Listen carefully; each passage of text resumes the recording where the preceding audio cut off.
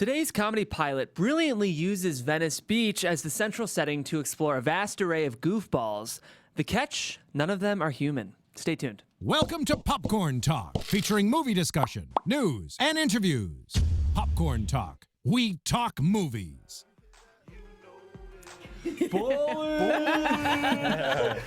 Guys, I found out that this song is 12 years old today. Today? Wow. Today is the day. No, I actually don't think so. But for those who are tuning in for the first time, we are listening to We Fly High by Jim Jones, a throwback, an official throwback, because we are reading a script called We Fly High, written by the brilliant Jerry Landry. Jerry, thanks for being back. Thanks for having me. Yep. We've had Jerry in before. If you guys are fans of the show, you'll know him from his half-hour gym comedy pilot, The Deep Burn. For those tuning in for the first time, this is a show called the Unproduced Table Read. It's a show where we read Hollywood's hottest unproduced pilots and features and discuss them with their brilliant writers. So aside from Jerry, who we are happy to have in studio, I'm also surrounded by a group of very talented actors, starting with Jimmy V, who we've had before. Jimmy, say hello. Hey, what's going on, everybody? Twitter, Instagram handles, do it. Your Own Dad. Let's get it. Hey everybody, I'm Andrew.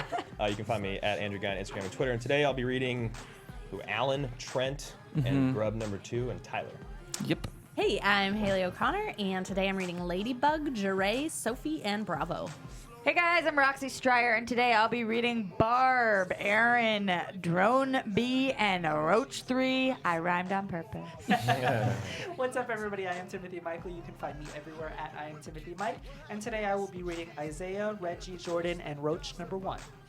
Quick correction, you said Grub number 2, Andrew. It's actually Roach number 2. So for those who are Right. Damn it. very important. Jerry, I really like this script. I don't want to give away the kind of twist, but at the same time, we've all introduced our characters, so readers might have a sense of where the script is going. That being said, I'm just gonna say it. This script is about insects on Venice Beach, which I think is such a smart hook. Can you talk a little bit about the script? Maybe give us a 30-second kind of preview into the world we'll be entering today before we dive in. Anyone listening, I ask you to suspend a lot of disbelief first off, because these flies can talk and they know a lot of things. There's some things they don't know, but I feel like in the cold open, that'll be developed well enough. But yeah, Marquise, he grows up in a cloistered setting, and he has no idea what the world is like out there. And I just thought, imagine a fly at Venice Beach. Like, that would be nirvana. There's trash, there's food, there's tourists that leave food everywhere. It's you died and went to fly heaven if you live there. Yes. So. I love that as a premise. I think it's really smart. And I say with that, we just go ahead and dive right in. Guys, this is We Fly High, written by the very funny Jerry Landry. Let's do it. Cold open. Quick close-ups of devout Muslims, Christians, and Jews as they stew behind steering wheels with burgeoning rage, putting their holy vacations on hold to lay on their horns. Exterior, Costco day. Our irked drivers beep and honk through parking lot gridlock, forgetting every rule of the road as they dodge oversized carts left to find their own way back to the corrals. A stray cart gathers steam, going rogue as it rolls off the asphalt, slamming to a stop as it smacks against a dumpster. We push in on that dumpster, and inside, it's bumping. Its walls shivering from hard bass sounds as flies swarm frenetically over discarded boxes and wet hot dog buns. We zoom tighter and see these flies for who they really are. Fucking players and hoes. A hard gangsta fly puts 2 of his 6-packed limbs around the small of a feminine fly's waist. She grinds against him, slowly falling into a spell on this dumpster dance floor. Among them, the wager swells as Tyler, a fly, and Marquise, also a fly, sit on the rim of a solo cup filled with beer. The only thing distinguishing Tyler and Marquise are their, quote, haircuts. Tyler has a strawberry blonde mop of hair, while Marquise sports a dark fade. Yo, what up, Isaiah? The gangsta fly Isaiah briefly postpones his freaking to shoot Marquise a glare that says, Fuck your face, motherfucker. Oh, okay. Marquise takes a nervous rip off a nearby joint and hops into the cup, gulping beer as he paddles a lap inside the rim. Tyler remains seated, pontificating. It's always the same lineup. Michelle, Melanie, Maura. Shit, all their names start with M. Yeah, but they always keeping it 100, and that DJ about to get on a fresh new hook. Angle on a fly DJ, flat-brimmed hat and Beats headphones, spinning some fly-size vinyl. He segues the current song into Skilo's 1995 I Wish. Yeah. Makes it feel like summertime. We live in Cali. And how would you know that? Man, because I've been up out of the dumpster. Tyler stands, cleaning his wings as Marquise dives down for another drink. I don't see why you keep defending this place, man. Because it's our home. And we're doing so much to make it better. You haven't even been out there. Booze, weed, and honeys? What else could be out there? Oh yeah, besides death and danger to my body. Staying here your whole life is death and danger to your mind, man. Tyler looks out to the horizon, the sun high in the clear sky and millions of miles away from their ghetto dumpster. And also your body, because one of these days, Isaiah's gonna fucking murder you, dude. Angle on Isaiah as he and his girl incidentally bump into another male fly freaking on the dance area, and Isaiah promptly beats the shit out of him. Marquise shrugs it off, pinches his joint, and tokes.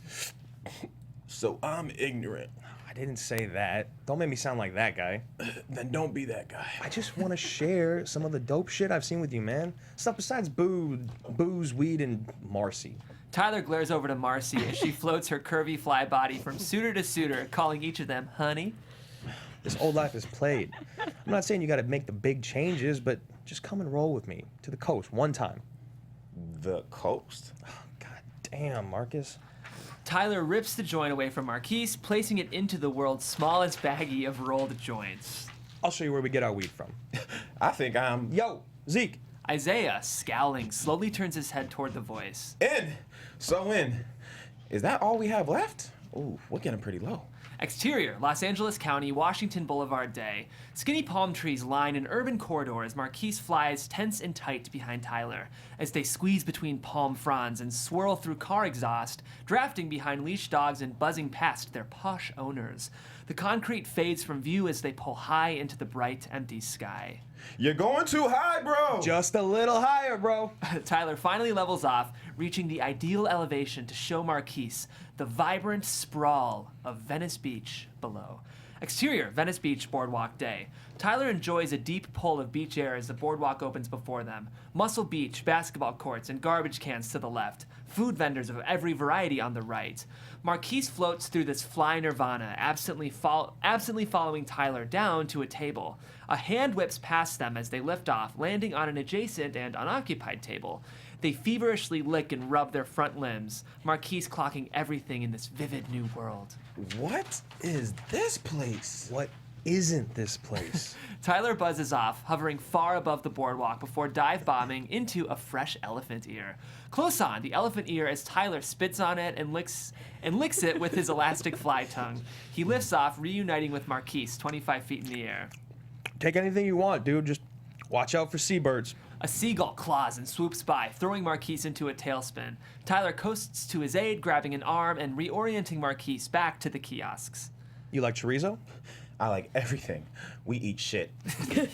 Tyler dashes down on some chorizo and Marquise chases after, grabbing a plot next to Tyler. Marquise readies his proboscis, but there's a problem. Damn! I got cotton mouth. I got you, bro. Tyler spits on Marquise's food. Clutch. And Marquise happily gobbles it up. As Tyler buzzes away, spotting a pizza kiosk, Marquise lifts off, lagging after. Tyler docks on the pizza fresh out of the oven as a male pizza maker, 30s, nonchalantly bats Tyler away. From afar, everything seems okay, but from Marquise's point of view, Tyler smacks against the kiosk wall, his exoskeleton crunching as blood paints over the concrete's pores. His body scrapes down the wall, leaving a trail of blood as he tumbles to the ground, legs crumbling as he hits the floor with an unforgiving thud. Marquise hovers, watching with terror as Tyler twitches, one of his eyes dangling by a retina. No! Tyler! No! Marquise shouts through tears as we end cold open. Act 1, exterior, Venice Beach Boardwalk Day. Tyler's limbs spasm involuntarily as Marquise floats back to the boardwalk pavement. He lowers his wings, standing numb to the foot traffic as giant sneakers endlessly brush past. Tyler? Another shoe comes crashing down as a wheel squeaks aggressively, its sound growing in pitch and proximity as a shadow blooms over Marquise, enveloping him as he's shoved off the footpath and tumbled into a patch of tall grass. Are you crazy, man? Marquise lays sullen in the dirt as a grasshopper, Reggie, lugs his frame into view. Reggie's lower limbs are missing, and he rolls himself around a makeshift cart. What were you doing out there? Trying to get obliterated? Tyler. Reggie extends a cordial limb. Tyler, name's Reggie. Now, will you please tell me just what the hell is wrong with your head? My friend, Tyler, he's been obliterated. That's why I knew that look. Reggie rolls closer to Marquise, placing his top limbs on the bereft fly's shoulders. Exterior, Venice Beach boardwalk, day. Flashback. Uncut grass along the boardwalk sways from the ocean breeze. We push in to find Reggie suckling on an after-dinner mint, his wet jaws saturating the red stripes into pink pools. Losing my legs was the most humbling day of my life. A rustling sends Reggie into retreat. He hops high above the grass blades, hopping, then crashing onto the caked dirt, knocking the wind out of his grasshopper lungs. Exterior, somewhere deep in the green grass. Day. Crickets chirp as they carry Reggie double time on a gurney, leading him into a discarded fast food drink carrier crudely labeled Free Bug Clinic. Interior, Free Bug Clinic. Day. Each dome of the drink carrier is partitioned into hospital wards. One's labeled outpatient, another maternity, as the crickets lug Reggie toward urgent care. Interior, Free Bug Clinic, urgent care. Day. Reggie sits upright on opposing and adhered condiment cups. A cantivered food tray sits on his waist as a big vocabulary, Jerry. Sits over his waist as a ladybug in a doctor's coat reads Reggie. Over his waist as a ladybug in a doctor's coat reads Reggie his fate from a clipboard. This part is never easy. I'm a big boy. Hit me with it. Reggie, you have type 2 diabetes. And you've had it for a long time. The ladybug's voice distorts as Reggie eases his tray aside We did all we could. and peers down to find his hips ending in bandaged stumps. His lower legs are gone. There are support groups. I've brought some literature. The moment hangs heavy in the air as Reggie gnashes his jaws, shouting at the ceiling as he pounds the tray with his top limbs, scattering micro cutlery across the floor. Resume Reggie and Marquise as they reside on a dirt clearing in between grass blades, staring deep into each other's somber eyes. This whole predator-prey thing, just shameless propaganda pushed by National Geographic and the BBC. Reggie glowers over his missing limbs as two rotund grubs crawl into the clearing, followed by a COPD cockroach in army surplus attire, and a female praying mantis with a beer gut. Marquise flaps his wings, readying to fly as Reggie extends a calming limb. We all eat man-made now. And as you can see, it's become a problem. The cockroach coughs, reaching a free arm to Marquise. Alan Rochester III. I'm a friendly. Marquise, I'm not sure if I have any more names. Are you okay? Alan has chronic obstructive pulmonary disease. I only stop coughing when I start drinking. The praying mantis extends her pincer cordially. Barbasol. I saw it once on a pressurized can of musky cream, and ever since I've always thought it was romantic. You can go ahead and call me Bob. Marquise ducks his head as she shakes her pincer, and Barb interprets his fear as an assault on her appearance, frowning down at her beer guts. Oh, Barb, you're beautiful and you know it. That's what we always say, right? Barb is beautiful. She's a damn prize. Words are nice. Respectfully speaking, we all have our deficiencies, and that's why we've all banded together. And after what you've been through, it looks like you could use some... We were bros till the day we... Marquise trails off into tears. The rotund grubs crawl over to console him. What you need is a little comfort food. Hi, I'm Jordan. Jordan greets Marquise with a sample of grass in his mouth. That's not comfort food, Jordan. That's health food. That's Trent. He has opinions. What Flyman needs is some closure. He needs to say goodbye to his friend and do it the right way. Marquise sobs as he spits on the grass blade and sloshes it in his mouth. Jordan rubs his back compassionately. Hold on. You eat funny as shit. Makes it softer because I don't have teeth. That's smart. You're really smart. You know that? Suddenly, Marquise drops the grass blade, dreading upon it as it lays upon the ground. Oh, God. What is it, buddy? This is the last thing Tyler did for me. He helped me masticate. Oh, it's okay. It's okay. Helped you masticate. You boys really were close.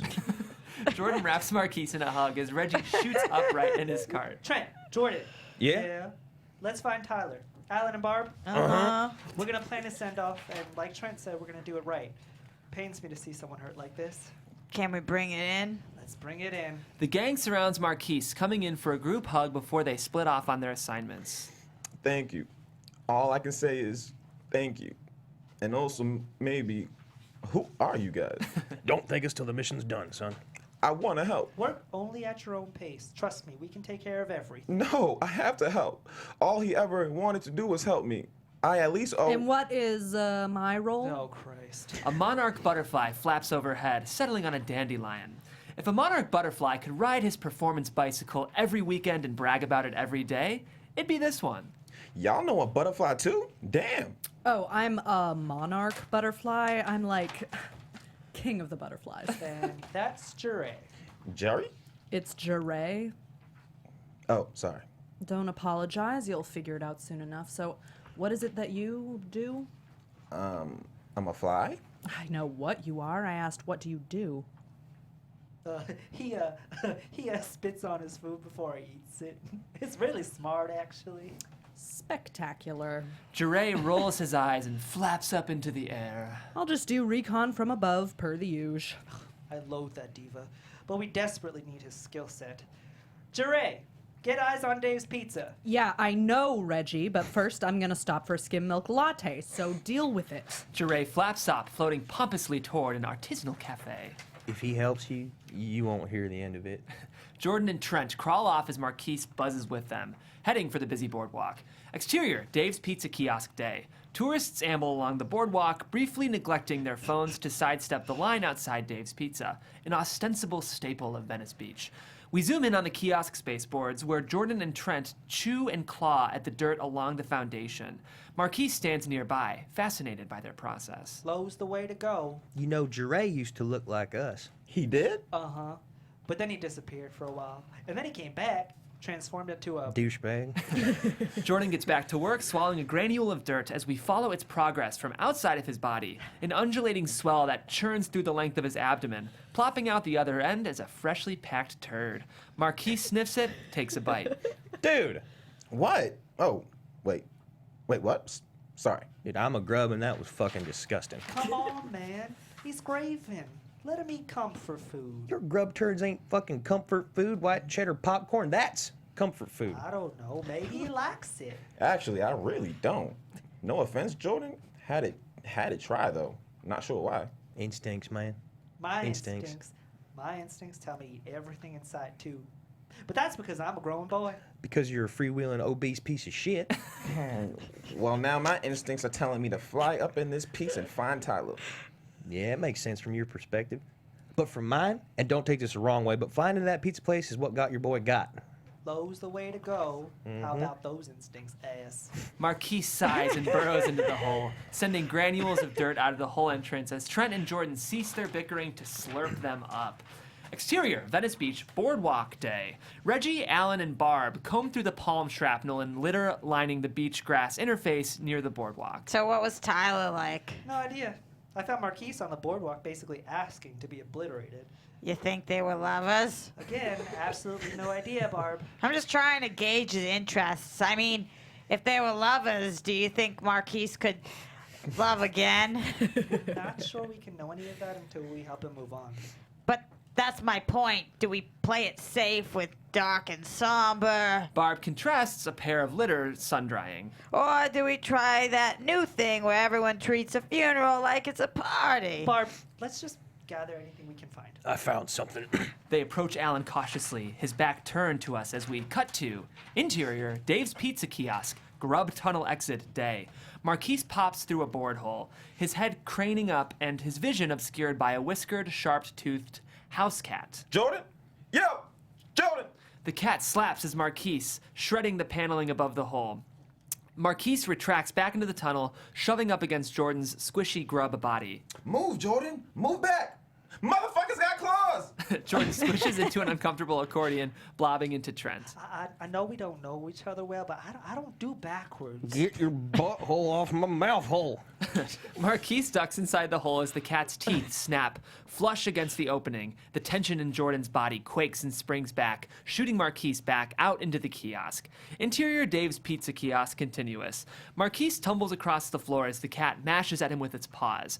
Marquise flaps his wings, fighting for lift, sputtering as the cat hisses, and leaving the ground right as it pounces. Marquise buzzes about the room, looking over his shoulder for the cat. He returns his gaze ahead, now inches from an open pizza oven, pulling up as he yaws away from the licking flames. He whips back around and locates the cat hunched on a stool, loading for another pounce. Marquise quickly scans for an escape, freezing as he spots Tyler?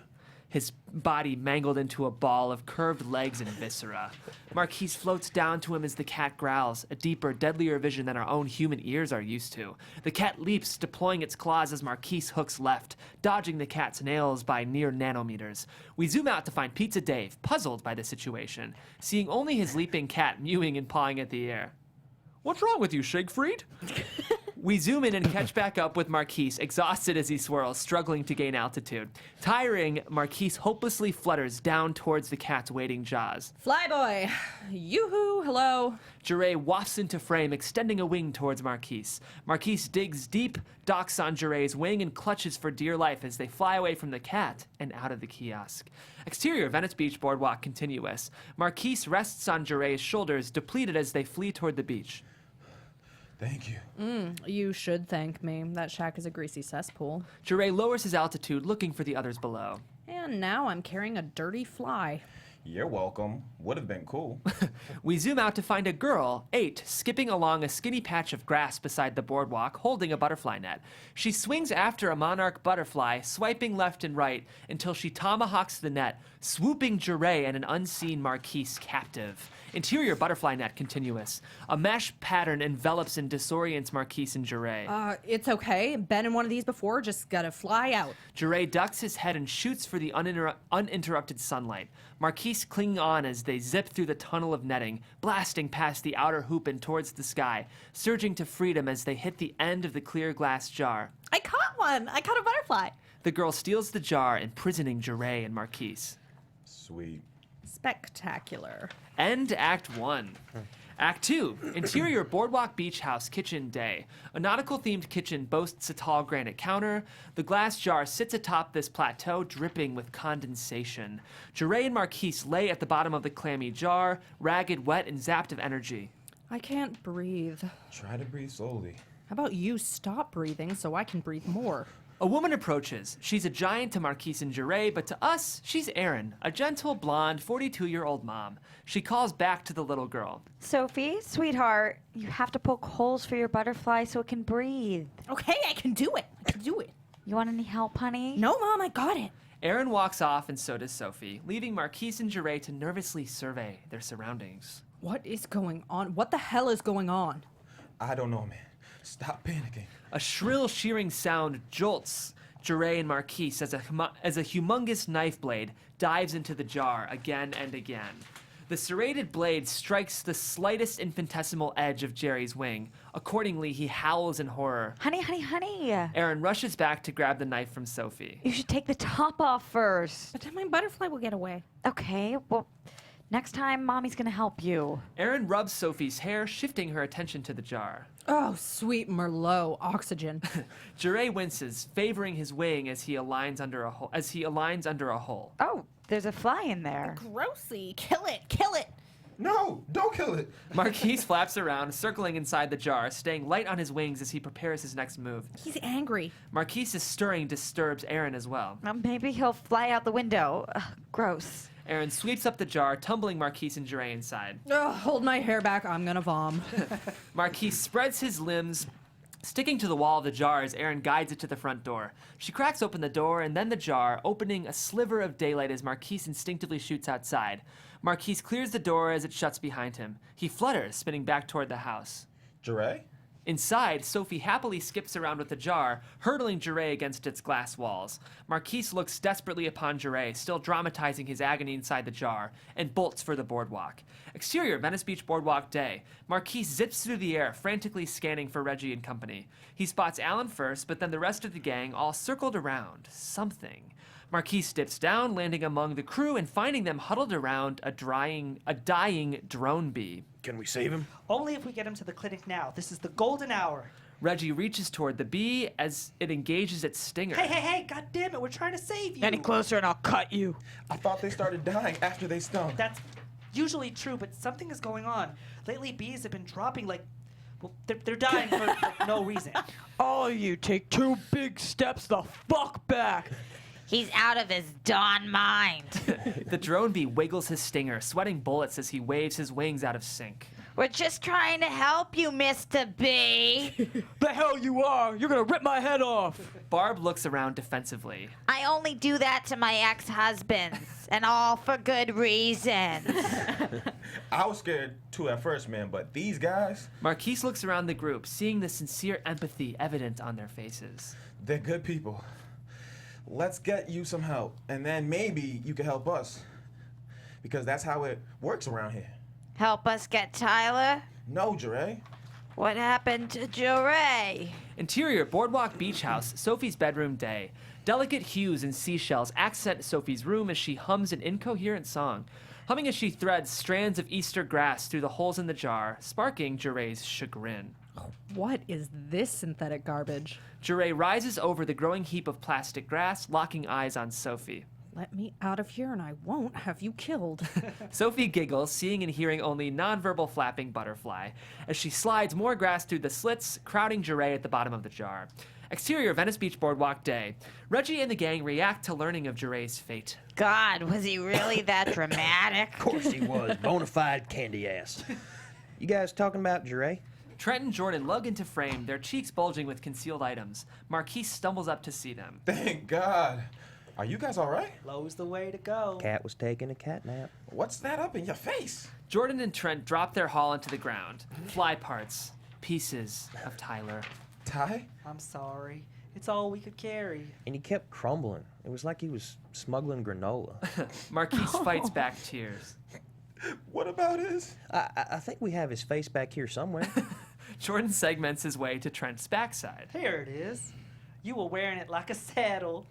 Marquise steps over to Trent, taking in the remnants of Tyler's battered face. He strokes his matted blonde hair from the bent antenna to the deflated eyes. Do you need a moment? I think he needs several. Marquise lays his face next to what's left of Tyler's. Tyler, I need you to know, man. The coast was dope. And you were right. There's more to life than booze and honeys, and I had to get up out of the dumpster to see that, man. I was hanging out with some dumbass people, man. And dumb people are always too lazy to find the truth. But you showed me a way out, and I am never letting you down again. I miss you more than you will ever know. I fucking love you, bro. Marquise shuts his eyes, sobbing out tears. I hope that wasn't insensitive. No, I had to see him. Thank you. You guys risked so much. Thank you. You're welcome. Now maybe we can bury him next to that dead bee. The group whips their attention to the drone, lying supine, its stiff limbs pointing to the sky. Today has been a goddamn travesty. Marquise springs up, wiping his tears as he steals a shit ton of resolve. Where I grew up, it's fucking sucked. I'll put it that way.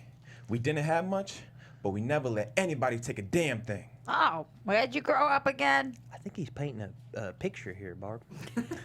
We can't let them take Jure. There it is. The group groans. On principle, punk-ass latte, sipping bitch or not, he saved my life. And he's family. And nobody fucks with the family. Right, Reggie? The groan shifts to grunts as Reggie turns to Alan. All right, fine. I'll make some calls. Exterior Venice Beach Boardwalk night. A wheezing cough fills the air as Alan flicks on a headlamp, revealing the patch of grass beneath him and the gang behind him.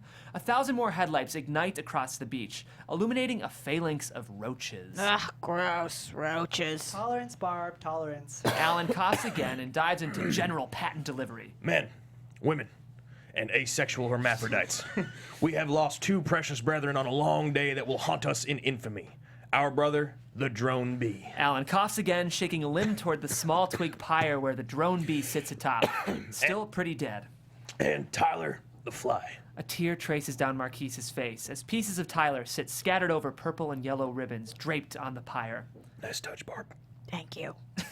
Marquise works vigorously beside the pyre, rubbing tiny wings between his top limbs, drawing sparks as Alan continues. And I don't know about you, but I'm damn tired of seeing destruction and death in this heartland of such beautiful and vibrant life. We pan across Reggie and his decrepit wheel cart, Barb in her beer gut, and the fat grubs drooling as they doze off. So tonight, we take our stand. Exiles from the animal kingdom no more. Tonight, we belong. Pat Benatar's We Belong blares on the speaker, carried by a skater dude as he wheels down the boardwalk, the chorus peaking as he passes, fading momentously into the distance. This is fucking powerful. Alan raises his fist, pulling everyone into a fever pitch. May their fire never die, and tonight, let us light the light of a new fire inside each of ourselves. The pyre erupts with perfect timing, its blaze grand on the microscopic scale of this insect world. What isn't perfect is the smell, as looks of inspired joy quickly transition into polite nausea. Oh boy, that's fresh. Reggie turns his head away, unable to look upon the melting bee carcass and smoldering fly parts. Keep it together, Reggie. Keep it together. The pyre dies out to the relief of all the non-roaches, and Alan turns towards the beach house, slapping a limb against his side as the roaches mimic him in lockstep, beginning their 1,000-roach march onto Aaron's beach house. Exterior, Boardwalk Beach House night. The gang, minus the grubs, follow the roach army as they crawl across the beach house front lawn. Alan stops and instructs his platoon from the front. Marquise, to your post. Reggie, Barb, watch our rear. Don't we have anyone else that can fly? Alan, I got this. Just saying, he's a big boy. He is. And I got this. Marquise nods and flies off. Okay, switch to night vision. And through Roach POV, an artificially illuminated world glows green, with lighter green roaches moving tactically. Our first-person roach leads us to the baseboards of the beach house, where Jordan and Trent emerge from a freshly dug tunnel. Coast is clear. Thank you, Private Jordan. Sorry, I'm really into this. Alan coughs and signals the roach army into the house. Interior, Boardwalk Beach House night. A desk lamp casts a dim glow to the living room as the roaches emerge from the tunnel and into the house. The room is quiet, empty of humans as Alan switches off his night vision and rambles ahead, scanning the area as he points a handful of roaches to the corners of the room. All clear. Other roaches report from their respective corners. All clear. All clear. We're good. Another roach puts a limb to his head, his antenna spinning wildly. I'm getting something. It's coming from down the hall. Alan leans into Roach 4's antenna. Over it, we can hear Jerry bitching. I belong in a goddamn sanctuary? Oh, should have flown to Malta. That's him, all right. Okay, boys, time to extract. The roaches creep along the walls of the living room, past the kitchen and down a hallway. A door opens, and they freeze. Aaron appears, shrieking at the infestation. Mother Mary. She's wearing Crocs. Erin's face turns hard as she lifts up her foot, stomping after the roaches in her tangerine-colored Crocs. And roaches explode with her every footfall, their insides stringing along like hot caramel. Stay on task. You will be honored. The roaches flood toward the bedroom, the herd thinning with every stomp, as the Crocs grow congealed with roach matter, rendering them less effective with each interval. Your sacrifice is working, men. Push through. A few roaches skitter under the bedroom door. Alan coughs, chasing a sliver of light peeking out under the doorframe, his gate thrown off with each of Erin's ground pounds. She's got a bead on me. Alan wheezes and cringes as he hurries for the door, and the orange Crocs come down again, enveloping Adam in a shadow as he squeaks under the frame. Nick of time. Interior, Sophie's bedroom, continuous. The room sits tranquil. A gentle breeze wafts in through an open window as Alan stops to catch his scratchy breath. Desert storm all over again. And light rushes in as the door sweeps over him. Fall in. Alan! Alan rushes for the bed, spotting Jerry on the nightstand. He's on the nightstand. Repeat, on the nightstand. Jerry gasps, turns, and sniffs his wing pits. Hurry! Oh, I can smell myself. A croc crashes down, destroying a cockroach and jolting Alan as he barrel rolls under the bed. Sophie slowly stirs awake. Mommy, what's wrong? Stay still, baby.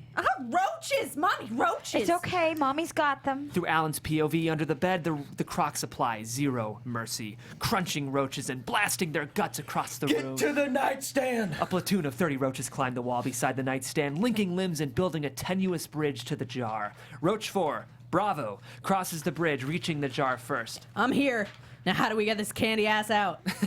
Alan looks to Bravo gravely, realizing what must be done. You must die for the greater good. Gladly. Bravo pulls out a locket from his thorax, opening it to look upon the roach wife for the last time. I love you, baby. He clasps his locket shut and kisses his dog tags. Standing up on his hind legs, he waves his limb and taunts Aaron. Right here, you two-legged whore. Come and get me. Aaron destroys a few more roaches before turning her attention to Bravo. Are you taunting me? Aaron pulls off a crock and sheds a thick layer of roach matter off the edge of the nightstand, leaving it there as a deadly reminder. You want to end up like them? Okay, then. Bravo gulps as Aaron swats the crock, just missing the jar. Come on, closer. Closer. Bravo dodges another swipe, creeping closer to the jar. He climbs up on the glass, staring into Jeray's eyes. I'm here to save. As Aaron smashes Bravo and sends the jar across the room. The jar tumbles through the air as Bravo lifts his head, using the only part of his body that isn't flattened, to deliver Jeray his last words. Brace yourself. Jeray cowers under his wings as the jar smashes to the floor. Shards of glass whip past Jeray as tinnitus plagues his ears. He flaps, struggling to fly above the mayhem, finally clearing the ground as Sophie springs from bed. Butterfly. She reaches out with clasping, uncoordinated hands as Jeray dips, swirls, and squeezes between her fingers, howling in pain as a finger scrapes his minuscule knife wound. Ow, you intemperate bitch. Jeray fights through tears as Sophie swipes again, the wind sheer spiraling him down to the ground. Jeray slides on a crash on his back, snapping to as Sophie stomps after him, and Jeray crawls away on weak limbs as Sophie's hands clasp over him. No, fly, grossy. Her hands retract as she races back to bed, revealing Marquise hovering above, smiling down upon Jeray. Yo, hello. Jeray flaps his wings as Marquise swoops down behind him, pushing him with all of his might into Jeray's backside, priming him for liftoff. Jeray gains altitude, flying away from the sounds of slaughter and toward the sound of the ocean, making a clean escape out the open window. Pull back, man, pull back. We move tight on Alan, his face worn from war. What's left of you? Alan finds a small hole in the molding and makes his escape, followed by some unscathed roaches and many wounded warriors. Exterior Venice Beach boardwalk night. A few surviving roaches play the bagpipes around a pyre, massive compared to the one before. A tree-shaped air freshener sits at the base, and the gang bows their heads as the flames engulf the fallen. Marquise takes it all in, standing between a recovering Jeray and a vindicated Reggie. You're welcome. Marquise smiles and places a hand on Jeray. Don't touch me. Marquise removes his hand as Reggie turns to him. So, welcome to our family. Unless all this scared you off. The bond is forged, but are you still sure about that predator-prey thing? Because I'm pretty positive a house cat tried to kill me today. That wasn't a predator-prey thing. Cats are just assholes. Reggie and Marquise share an overdue laugh and look out to the ocean, watching it turn from black to blue as the sun rises behind them. The bagpipes fade as crashing waves overtake the ambience. I love that sound. Marquise smiles, the beach becoming his new drug. The rest of the gang groups tight around Reggie and Marquise, followed by what's left of the roaches, all enjoying the seascape as an exterior roach suddenly falls to the ground. And then another, and another. Roaches pop and drop like sniper marks as a faint blub blub blub blub graduates into a high-frequency buzz. The gang hits the ground, lying arm in arm as rocks, dirt, and grass blades whip past them at impossible speeds. Cowering, they brace each other for another bitter end when suddenly they're all lifted high into the air. Ooh. End pilot. Jerry, this is such a well-written pilot. Thank you. And I cannot believe it works as well as it does. Yeah. It's not uncommon for me, but there were times in this ridiculously over-the-top animated comedy that I found myself kind of emotionally moved. So I sort of want you to start by talking about how and why you incorporated kind of serious emotional beats into this sometimes very deliberately and wonderfully stupid pilot. I think theme's really important. And I guess so in the Bible that's on the blacklist, I say the theme in season 1, and I still feel that's true after another reread, that the only thing you can count on in life is chaos. So like there's gonna be I'm allowed to swear, right? There's gonna be a lot of bullshit in life. But you can't always predict what that bullshit's gonna be. Like unless you do things that are irresponsible and it's just your own fault to begin with. But the one thing in life that there's gonna be bullshit. It's just you don't know when or where it's going to happen. You just know it's going to happen. So that was I definitely I wanted to give the story some weight. I think my sense of humor is kind of ridiculous, but I feel like these characters, at least by this draft, they are definitely. I feel like they're they're doing all they know how to do, and the fact that's ridiculous, and the fact that they're parodying human life kind of makes you think like maybe the world is pretty ridiculous too. Like, because I mean, so the opening image, the purpose of the opening image in the cold open was to convey the theme immediately, even though it was risky and it was out there. But basically, it's people of all different creeds and colors agreeing that Costco parking lot traffic is bullshit. And quickly, is this the Costco on Washington, right by that In-N-Out? Yeah, it doesn't I have used to be, to but live it's there. inspired. Yeah, so I it was, is bullshit. It's terrible. Yeah, I was right. I lived right on Glencoe. So. Oh yeah, I used to live right there. I yeah. walked there Yeah, after the absolutely. Yeah. So you were saying, yeah, the kind of amalgamation of colors and creeds at the beginning of that script from a human perspective is the opening image to show us the themes of these insects. Right, and I think it kind of ties them down a bit, like in a ridiculous version of reality, which is maybe closer to reality than at first glance. I mean, because after going through drafts, you're like, okay, well, the dialogue needs to be better. These characters need to be more well-defined. And as I approach that, I'm seeing like, okay, there's definitely a theme here, and there's definitely. I mean, I guess the best way I can do it is like a quick backstory. When I was in high school, I did these PowerPoint presentations, and I mean, I just thought high school, like, serves a good purpose, but it can be very boring. So I'd make the PowerPoint presentations absolutely ridiculous, and I get like a B-, but like I knew the content. So then one of my classmates stuck up for me for a presentation because he found out like I wasn't going to do any funny presentations anymore because I needed to get an A. Yeah. And so he told the teacher, he's like, well, I felt like I learned more from this because I was entertained and engaged than, so like not to get too PBS on here. No, but it's like, okay. It's okay. But I feel like it's just another way to communicate, basically. Yeah. So. Do you feel like Pixar is kind of an antecedent to a script like this? Because I think importantly, you're saying that your job is to humanize these insects, right? And I feel like Pixar does such a good job with that. I'm wondering if that was at all an influence for you. That, and then just seeing like, I'm not saying it was inspired by Sausage Party either, but seeing it in theaters is like, okay, so this is feasible. Or with Deadpool, I thought it was great that there was comedy in a superhero movie that wasn't just there because you need 10 minutes of comedy. Like, right. I thought, and the fact that both of those succeeded, I was like, okay, that's good. Like, that's another, because I feel like every new idea begets an exponential number, or begets a ton more ideas. Like, we're not going to run out of ideas. We're going to have more than we know what to do with. So it's like, yeah, people that made Sausage Party and everyone at Pixar doing things like that, it gives opportunities to more people. And, it's not a zero-sum game, basically. Right. I think it's great about this is that you play or you write at the height of your intelligence, whereas I feel like Sausage Party is just like a bunch of dick jokes throughout the whole thing. Yeah. It was funny enough, but like Jeff was saying, there's like real gravity to this and there's depth to it. And so like, how did you find, I guess, ways to make such interesting caricatures, but then still make them human? Because they are pretty ridiculous in the way that you describe them, but like they are still. I love that you give the grasshopper diabetes type 2. Like I laughed out loud on my couch reading that. Yeah. So I just want to know how you injected that in there to make these like larger than life characters just normal. It's a good question. I think it's iterative and it's subconscious. It's because I think as a writer you need to be writing. You need to be writing stories, and you just need to. You can revise later. Like no one has to see this. Like just write it down and then work with it. Because this is probably I think the 9th draft.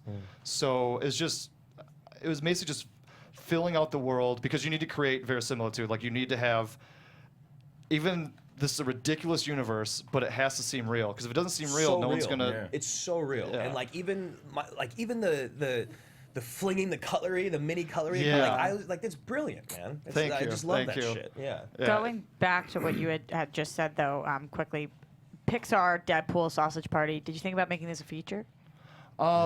This is.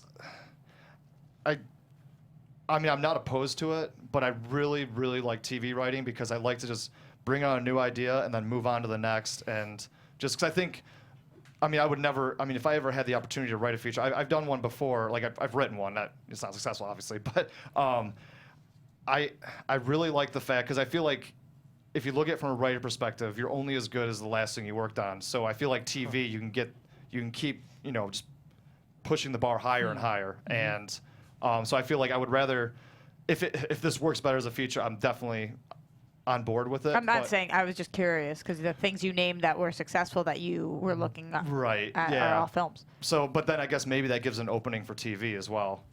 But yeah, that's basically my just MO behind the TV writing is, every week you get to you try to see if you can do it again. And I think it keeps you writing, it keeps you improving. Like I look at it more as like I want to be a writer and I want to create and communicate with people that I may never get a chance to meet, not just selling scripts. Like it's, I mean, I'm not opposed to making a living, but it's more about sending a message out there, and it's an easy way. Like Always Sunny in Philadelphia, they do a fantastic job of like gun control. They'll present 2 to 3 different sides of the story, and then the characters adopt each other's positions.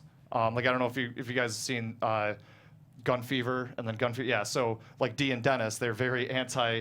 They think like any idiot can get a gun, but then they find out no, that is not the case, and they switch positions, and so do Mac and Charlie. So I think it's a good way, like. Because face it or not, the world's political, but I mean, even if you don't want to get into it, you can get into it without maligning any of your audience. Especially in animated comedy. I think like you're very smart.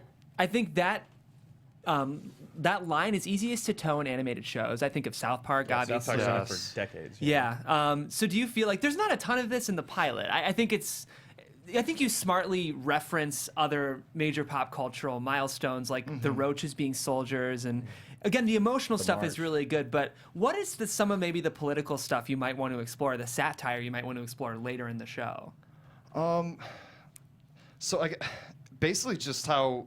Okay, so I think the best way I can explain this is like if you go in a Facebook comment section, like sometimes I'll see a political post, I'll go in the comment section, and then I want to throw up after like 5 minutes, but I feel like, well, you know what, this is the world, so I need to observe it.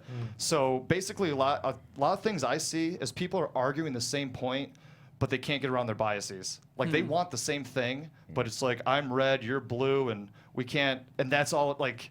I mean, that's not the case 100% of the time, but that's an overwhelming majority, I think. It's like if you guys actually sat and talked to each other and got off the ad hominem attacks and, treat each other with reciprocal respect, you would see you guys are pretty close, Yeah. And it's just, I don't know. So I feel like if that makes sense, that's kind of that's what's influencing anything political in this.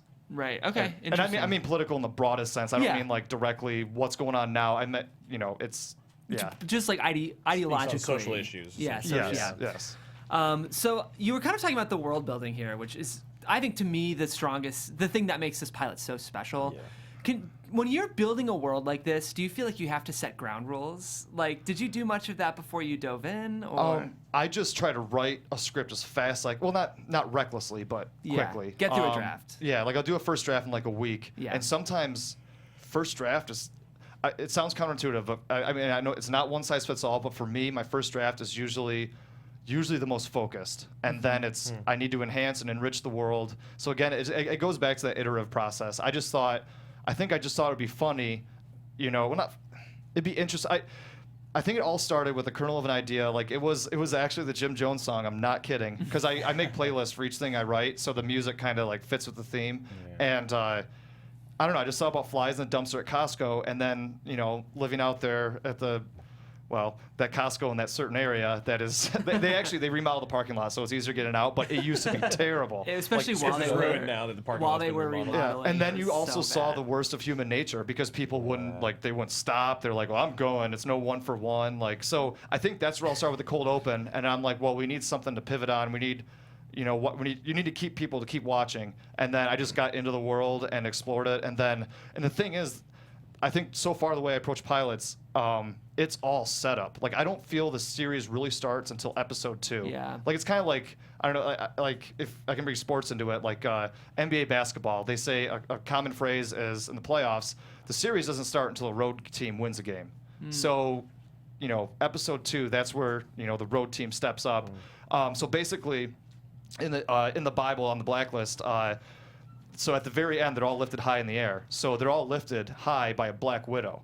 However, they don't understand what a black widow is. They don't understand like how they survive. So they get met with this choice in the cold open of the second episode is this black widow's name is Spider, spelled with a Y though, and she saves them from that danger. It was a weed whacker, in case anyone's wondering. And because the grass was tall all episode, so it's like they got to cut it sometime. So she lifted everyone out in a spider web, and so the group, Marquise and the gang, are super thankful, and they're like, if there's anything we can do, let us know. Like, we'll do anything for you. Thank you so much for saving your life. And she's like, well, actually, I'd love to eat. And they're like, perfect. So they all go their separate ways to find food, but they all run into the spider silk, and they're trapped. And Spider then ends the cold open with, I'll be eating one of you. Oh, so that's their choice, and then they have to get out of it, and then hopefully that's the hook to get people. Because I feel like if the pilot, I want to know. if the characters are at least interesting and engaging, I think the audience will give you that first episode. Yeah. And then the second episode, that's where you got to show what the show can do, and I think that's a good situation that kicks off the series. How long can your characters live for? So that's another thing. So Yeah. that's a very good question because a lot happens in one day here. But Yeah. so what it adheres to is A Bug's Life is very short.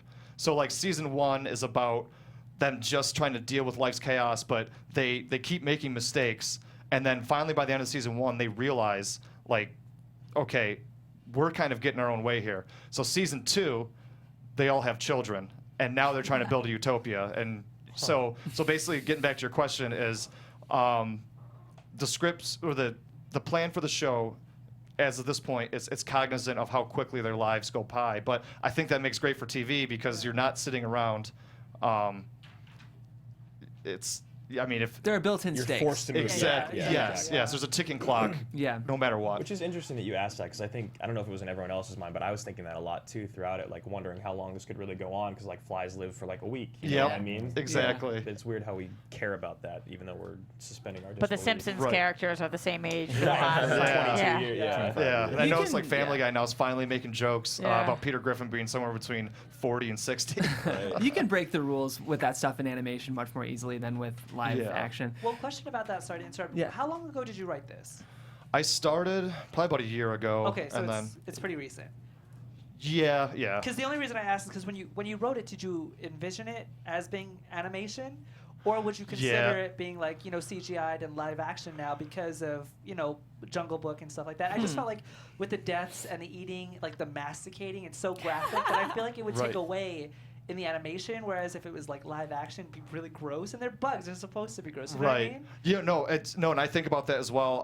I definitely want to leave the door open because basically, like, if this were to get made, I understand it's going to take some time, and I do not want to rule any because, I mean, what technology are we going to have in 2019? So yeah, it's definitely like. I mean, animation's fine, live is fine, CGI, and whatever's feasible and makes the best version of this show. Yeah. You clearly are writing a diverse cast of insects. Obviously, they're all insects, but you can Right. feel that they're coming from different life experiences and socioeconomic Right. backgrounds. Definitely. Were you kind of nervous as like a white guy doing that? I don't know if that's a fair question Not or not. anymore because it's not. I just don't think about it that way. Like I think about it. Another layer onto this is that the fact that they're all insects is that they're all uniform, and I feel like we're all uniform too. I think that's the kind of the point I'm trying to make. If I said that clearly enough. So yeah, they're different, but they're all. You mean like they're all flies are human. all the same color? Well, more so that they're there's a all fly, a bugs. praying mantis, and they have very different physical characteristics, but still just they're insects. all, They're still bugs. but they're all on equal footing. Yeah. That's All the of the thing. bugs are? Yeah, I mean they're all on equal. They're all on equal footing, dependent upon their life decisions. Obviously, Marquise had basically a different upbringing, but it shows that he's still willing to adapt. It's just that he's never seen this world, so. I think so I grew up in a very small town, and and it's not about this specific small town, but in many small towns you're taught the big city is scary, and you're taught like all these things that just aren't true. But you have no frame of reference because the people that are giving you advice, they don't have any experience. So, because I think like the biggest thing in life is learning who to take the right advice from. And I think Marquise was just getting bad advice his entire life, which is short but long to him. And then he saw Venice Beach through Tyler's convincing, and he's like, okay. And I mean, I think an issue I have with this pilot still is I gotta make it more believable that Marquise is accepting them as, because you would imagine he's not trusting of these people. He's like, these are not like, this is nothing like where I grew up, and this is like, I don't know, it's just a different area. But I don't know. That's just something that can, it's iterative, so we can keep working on it. You mean like he gets on board too quickly? He doesn't push back enough? Because that was one of the big issues with the script in earlier drafts, and I think like it's one of those things too. You got to figure out like, well, no, this is how I'm going to write this. I mean, I can take as much feedback as I can, and if it's constructive, I will definitely consider it. But sometimes you just have to be like, well, is this mine or is this everyone else's? So in terms of Marquise, just because he's never left the dumpster, where was your level of like naivete in that? Because he sees the butterfly, he's like, oh, you have a butterfly, instead of being like, oh, what the hell is that? Right. That's another issue I gotta tackle. But I mean, I grew up in a small town, and I knew a lot of these things as well, just from TV. Yeah. But there were certain areas I was extremely ignorant, and I think that's a lot with Marquise. Like, and I feel like that makes him identifiable with a lot of people, especially people that grew up in small towns or in cloistered neighborhoods where they didn't really leave a 2-mile radius. Do you feel like you're the Marquise of this story? Not necessarily, but I mean, it had to come from somewhere. So I feel like at least it makes me comfortable that he's relatable to. I think he's relatable to a lot of people. So. Plus, you'd see a lot in a dumpster. Yeah, that's true. And it's like, why wouldn't you? Pictures of butterflies or whatever. Yeah. Right, and they're saying more people today are staying home, like not going out to parties and not being as actually like face-to-face social. And it's like, why should Marquise leave? He's got booze, weed, and honeys, like, like in his words. Like he has a comfortable life, except, again, I hate to rail on small towns, but there are bullies, and it's your reputation is so fragile in a small area. And then it's like you just gotta. I feel like I'm rambling about this, but it's because I definitely see Marquise's drive to get out of there, even though he doesn't realize it. Like and I think he'll grow as a character because he's going to be more in touch with what he actually wants. Because I feel like people want something, but they don't understand why they want it. Right. So then they're either not afraid, but they're like, well, why take the risk? Because and we don't also always know what we want. And then like for instance, even like moving from a small town to LA, it's like you knew it was going to be one thing, but you didn't know it was going to be all that it is. So or you didn't know all that you wanted when you got there. So like for me, I love Oregon. I never want to go back until I've done what I want to do in my life. You know, so I understand that. I always ask this question, and I've asked you before, I think. So this is the first time that you've had a table read or no? This script? Yeah. First time for this script, yes. And so is there anything that you liked, didn't like, changed, worked, didn't work? This was great. Like I took a ton of notes. Because you guys helped me so much with the delivery, and I feel like a table read's the best way to see, like, okay, this is a little too slow, like it's a little too prosy. And then also when ad-libs were great too, because I was like, I like that. I like that line, like, because it's just more organic, natural conversation. Like a couple lines where you add man or dude to the end of the line, I'm like, yeah, that's how people talk. So it's not as stilted. So, I mean, from my perspective, this helps so much. So thank you guys again. Of course. Yeah, I mean, it's in really, really good shape already. I will say for listening writers, I think this script is a great example of how to ingrain humanity, even into the most ridiculous comedies. I think, like, that's, to me, a really strong lesson takeaway as a writer myself, and I have to applaud you on the way you managed to do that in this script. Thank you. Appreciate it. Another thing I just want to comment, you write action so beautifully. Thank you. Is that something you, like, are deliberate about, or? I try to. I mean, I feel like I got a late start. Like, I didn't start in scripts until about probably 2.5 years ago, but I've been writing for like 10 years, like essays and everything. Yeah. But a really good script for action, or just like for economy, is Nightcrawler. I don't know if you guys have read that. I've never read that script. Yeah, it's different. I don't think there aren't many scene headings. It's just, but it ropes you in, and it's not a bore. It's one of the best reads I need to read more scripts, but it's one of the best reads I've read, or one of the best scripts I've read so far. Okay, cool. Awesome. Yeah. Well, Jerry, thank you so much for being here. Any more questions for us before we kind of make our way out? No, I mean, you guys were thorough and great, and I love coming here. So good. Well, it's fun to have you back, and I really, really like this script, and we wish you all the best. That being said, if folks want to get in touch with you, what's the best way to do that? On Twitter, it's a satire account. This isn't like. Oh, good. It's at following you right now. _ the Bobcat. Okay. And I don't know if it's case sensitive, but the T, B, and C in the Bobcat are capitalized. Okay, cool. And then on Instagram, I'm feline _ thunder. Okay. But it's just for fun. It's not. Yeah. There's nothing political. It's Awesome. _ the Bobcat. Is that like a high school mascot? Or? Well, so So I couldn't figure out what my username would be on Twitter. I kept changing through them. I just wanted to be funny. And I was talking with my buddies, and I don't remember him talking about this, but you know how things just happen subconsciously? Yeah. So I was like, I finally got it, the Bobcat. And I had to be underscore because there's another Bobcat out there, so sorry. But no, he went to a high school in Houston, Texas, and his mascot, I found out the very next day after I did this handle, are the Bobcats. And I was like, I wonder, because I don't recall a specific conversation about that, but he posted something on Facebook about his alma mater, and they're the and I'm like, huh, like, was this a fever dream or? Yeah. So Nice. Well, thanks again for being here, Jerry. Really appreciate it, and I love this script. Guys, this has been the Unproduced Table Read. Thanks for joining. Today we read Jerry Landry's animated comedy pilot, We Fly High. Next week we're reading another comedy-ish. It's I told the writer, this pilot is so weird and I love it. So that's all I'm going to say, and he's very excited. So we'll have that next week. The script is called Science Fiction. My name is Jeff. If you want to find me online, you can do so at Jeffrey C. Graham. We're here every Friday at either 10 for pilots or 9 for features, and that's 10 or 9 in the morning. And as always, thank you for being here. My name is Jimmy V. Twitter, Instagram at Be Your Own Dad. Hey everybody, I'm Andrew Guy. Thanks for watching. Hey, Haley O'Connor on Twitter at Haley O'Connor. Roxy Stryer, you can find me at Roxy Stryer. Thanks for tuning in, guys. I'm Timothy Michael. Once again, at I am Timothy Mike. Thanks for being here, y'all. See you next week.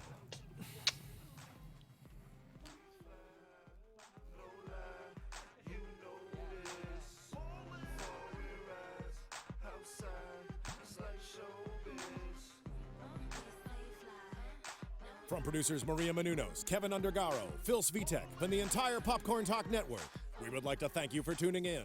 For questions or comments, be sure to visit popcorntalk.com. I'm Sir Richard Wentworth, and this has been a presentation of the Popcorn Talk Network. The views expressed herein are those of the hosts only and do not necessarily reflect the views of the Popcorn Talk Network or its owners or principals.